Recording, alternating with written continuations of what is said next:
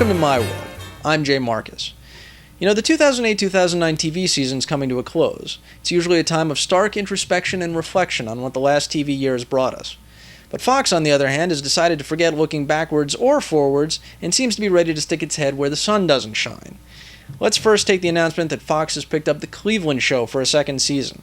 That's the animated spin-off from the hit series Family Guy starring this guy, Cleveland Brown. Now, there's just one thing wrong with this, and I think you may have picked up on this already. Cleveland hasn't aired yet. How do you pick up a show that hasn't aired yet for a second season? Now, with all due respect to Seth MacFarlane, look, I get it. Family Guy's a great show. It always has been. American Dad's kind of hit or miss with me, but you know what? It doesn't suck. But here's the thing. No one is successful 100% of the time. This is a hell of a commitment to make, even if Seth is on a $100 million contract. Which, by the way, if anybody's looking to spend another $100 million, I'm right here. Just keep that in mind. Anyway, look, I never thought much of Cleveland. I just hope he really makes a great first impression on his show. Otherwise, this is going to be a colossal waste of time and money from Fox, and a colossal waste of programming time that would be better spent with us watching something else. But I digress. That actually brings me to my next point.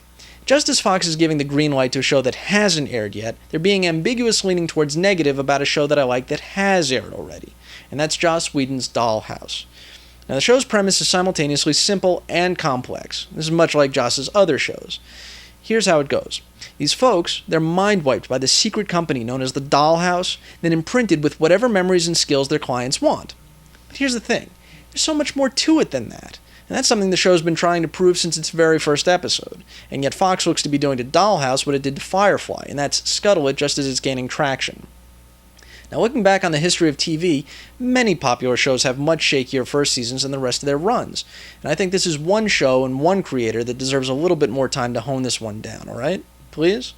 Of course, if anybody really cared about this show, they'd take it out of the doomsday time slot of Friday night at 9. I mean, really, who's honestly home Friday nights at 9 p.m.? What? Get that out of there! Anyway, finally I'm going to come out in defense of one more show that I really like, which seems to be on the fence, and that's Chuck. Now, this show is smartly written and well executed, and it's aimed both at nerds and action lovers alike, which is sometimes really hard to balance.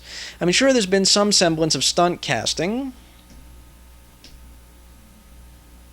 and yes, the product placement can be a bit over the top.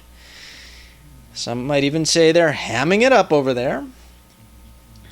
But this show is constantly finding ways to keep its premise fresh. And the characters are evolving, and the show is constantly delivering quality entertainment. And this is something that's very hard to find on a running TV show nowadays. Now look, I have to be honest here. Monday nights at 8 p.m. when it's on, I actually have my choice between Chuck or my other all-time favorite show, House. Now, I'm never home to actually see either one. I have to DVR them. But I couldn't really help either show even if I was home, because like I said, they're competing.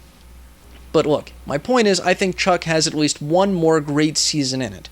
So bring back quality shows like this and leave bad ideas like Knight Rider and Bionic Woman on the vine.